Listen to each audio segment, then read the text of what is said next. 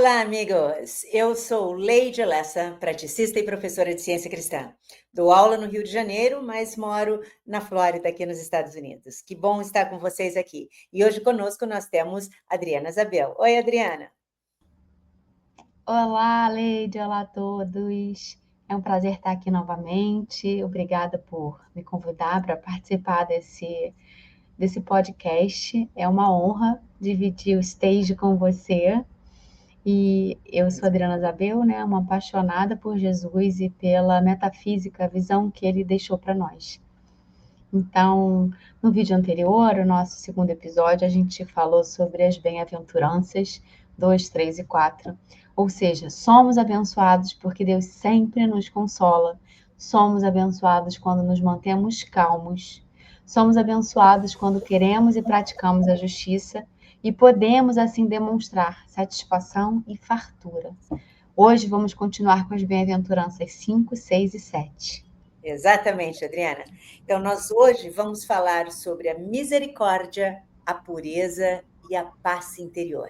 Então, já vou começar com como podemos aplicar misericórdia no nosso dia a dia e o que quer dizer bem-aventurados os misericordiosos, pois obterão misericórdia segundo a prática da ciência cristã. Bem, vamos primeiro entender o que é misericórdia, né? Essa palavra, no mundo cristão, ela tem um conceito que está muito presente, né? A palavra misericórdia está presente em todo o mundo cristão. A palavra, ela significa o seguinte: um sentimento de solidariedade com relação a alguém que está sofrendo. É ter compaixão, expressar e sentir perdão. É também sentir a graça ou a clemência divina.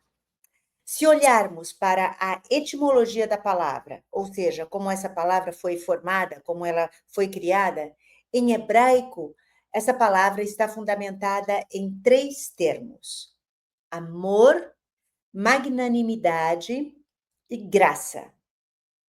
Jesus era judeu. E Jesus conhecia muito o que hoje nós chamamos de Antigo Testamento da Bíblia, ou seja, a grande primeira parte da Bíblia, que nós chamamos de Antigo Testamento. E ele deveria estar bem ciente de todos esses conceitos na época, né? O português vem do latim, e em latim a palavra misericórdia tem duas partes: misere, que é a mesma raiz de miséria, por exemplo, e aqui nós poderíamos pensar em pobres. A outra parte, cor, é a mesma raiz de coração. Então, misericórdia seria ter o coração voltado aos que são pobres. A pobreza na época de Jesus, como também nós falamos um pouquinho no podcast anterior, era um conceito bem diferente do que nós temos hoje de pobreza, né? Mas Jesus realmente se voltou àqueles que eram colocados de lado da sociedade, ou seja, os doentes, os leprosos, as mulheres, as crianças, os cegos, todos aqueles que alguns pensavam que não poderiam contribuir em nada para melhorar a sociedade ou até inclusive para trabalhar. Então, nós podemos entender essa parábola assim: quando nós temos um bom sentimento para com os outros, para com aqueles que estão precisando de ajuda, quando nós dividimos o nosso coração com essas pessoas, ao invés de menosprezá-las ou ignorá-las, com a certeza de que Deus nos abençoará com o seu amor, com seu cuidado e com a sua orientação. Então, isso é muito importante. A gente não menospreza, a gente não ignora, mas a gente ama, e porque a gente tem a certeza que Deus nos abençoa, Deus abençoa todos com amor, com cuidado e com orientação. Deus não faz acepção de pessoas, Deus não escolhe uns e outros. Eu gosto muito de estender essa ideia e compará-la com a regra áurea: fazer aos outros o que desejamos que nos façam. Ou seja, é natural receber o que você dá. Você é abençoado quando ajuda alguém, e você é abençoado quando precisa de ajuda. Leide, você acabou de dizer que a palavra misericórdia tem a sua raiz também coração. A próxima bem-aventurança fala especificamente sobre coração. Explica para a gente como você entende essa bem-aventurança. Bem-aventurados os puros de coração, ou limpos de coração, pois verão a Deus. Novamente, entender um pouco o contexto da época de Jesus nos traz à luz essa bem-aventurança. Nessa época, acreditava-se que o conhecimento e a inteligência estavam no coração. É por isso que, em português, nós temos a expressão aprender de cor, ou o verbo decorar, ou seja, aprender de coração. Porque acreditava-se antigamente que quando você sabia algo, esse algo ficava no coração. Então, nós somos abençoados quando o nosso conhecimento ou nosso pensamento, ou dentro do contexto da época, nosso coração é puro, sem maldade, sem contaminação de raiva, de fofoca ou qualquer outra coisa ruim. Só assim nós podemos ver a Deus. Com a pureza de pensamento e de sentimento, nós podemos, entre aspas, ver a Deus. E de que maneira? Com o nosso senso espiritual. Mary Baker Eddy diz que o senso espiritual é a capacidade consciente e constante de compreender a Deus. A pureza abre nosso coração e o nosso pensamento para compreendermos a Deus, para sentirmos que Deus é nosso melhor amigo. Deus é nosso pai e mãe. Deus é a fonte de inteligência e de saúde que nos guia e nos governa, e ilumina o nosso caminho. Que bênção é essa? Quando a gente lê ou ouve notícias, talvez o que menos encontramos é algo sobre pureza. Qual a relevância para os dias de hoje ter um coração puro? Esse é um ótimo ponto. Realmente, as notícias e as redes sociais podem influenciar muito negativamente as pessoas. Um dos maiores problemas da atualidade é a saúde mental. Com tantas incertezas no âmbito político-social, tanto no Brasil como em outros países, nós somos bombardeados diariamente com as notícias sobre inflação, corrupção, guerras, desemprego, desigualdade social, a mudança climática com as suas consequências devastadoras em alguns casos, né? Como é que cada um de nós pode ajudar neste ambiente ou nesse âmbito mundial, né? De uma coisa eu tenho certeza: com medo ou com raiva, não ajudamos em nada. Ao contrário, colocamos lenha na fogueira. Por isso, a maneira como nós, cidadãos comuns, podemos ajudar os outros é ajudando a atmosfera mental a estar mais elevada, mais em paz.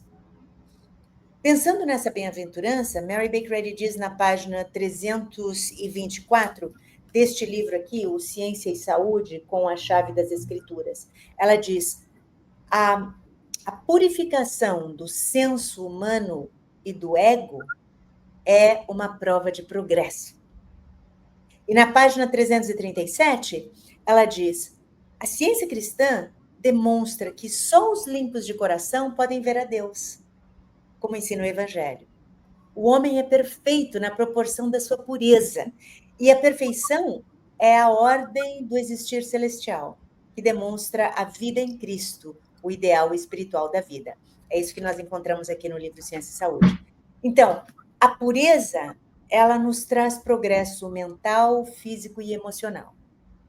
A pureza nos ajuda a entender que somos espiritualmente perfeitos, que o existir espiritual é harmonioso, que Deus é vida e que Cristo é a manifestação de Deus que nos mostra o sentido espiritual da nossa vida. E tudo isso nos ajuda a viver melhor. Viver melhor nos faz pensar em paz. A última bem-aventurança de hoje diz: bem-aventurados os pacificadores, pois serão chamados filhos de Deus. Fala um pouco o que você acha que quer dizer ser um pacificador e por que que Jesus disse que eles serão chamados filhos de Deus. Afinal, não somos todos filhos de Deus? Sem dúvida, excelente ponto, Adriana. Então, vamos em partes. Primeiramente, nós somos abençoados e felizes quando promovemos a paz. Ser um pacificador é atuar de uma forma para que aqueles ao seu redor, seja em casa, com amigos ou no trabalho, para que todos sintam-se em paz. Claro que todos, sem distinção, somos filhos de Deus, mas aqueles que se sentem em paz e promovem a paz atuam como filhos de Deus. Ou seja, expressam para os demais o que quer dizer ser um filho de paz. As bem-aventuranças nos ajudam a entender o que quer dizer ser realmente abençoado e feliz. Também nos mostram como podemos viver e transmitir essas bênçãos e a felicidade. Nós somos um exemplo do que significa ser filho de Deus quando seguimos o exemplo de Jesus, quando sentimos a paz que ele nos deixou. Ele disse: minha paz dou para vocês. Não há nada melhor do que sentir essa paz interior. Conseguimos assim enfrentar qualquer problema. Mary Baker Eddy também diz aqui no livro Ciência e Saúde, na página 45, ela diz o seguinte: todos podemos glorificar a Deus com nossas ações, sentir e transmitir a paz divina, mesmo em momentos de muita luta interior ou de problemas. Foi incrível. Bem, a gente, com essa explanação da Leite, a gente chega ao final de mais um episódio sobre o Sermão do Monte. Eu espero de coração que vocês tenham gostado de saber um pouco mais sobre misericórdia, sobre pureza e a paz divinas. Bem, pensem como todos nós podemos viver bem e bem melhor, e fazer uma diferença na vida das pessoas ao redor de vocês e na vida e também na vida de todos, assim, como nós podemos fazer uma diferença no mundo ao entender e praticar a misericórdia, a pureza e a paz divinas. E no próximo episódio, nós vamos falar como podemos alcançar a verdadeira alegria, mesmo quando de alguma forma somos perseguidos, insultados ou caluniados. Os profetas de Jesus passaram por isso e nos deixaram bons exemplos. Então, de novo, né? Se você não se inscreveu no canal ainda, se inscreve, ativa as notificações para continuar atualizado e continuarmos aprendendo juntos. Exatamente. Bem, nós agradecemos a todos por terem nos acompanhado de novo aqui neste episódio e esperamos que todas essas ideias que nós partilhamos com vocês os ajudem. Compartilhem este vídeo com seus parentes e amigos e, de coração, nós desejamos que a luz do Cristo e a paz divina continuem a iluminar o caminho de cada um de vocês. E até o próximo encontro!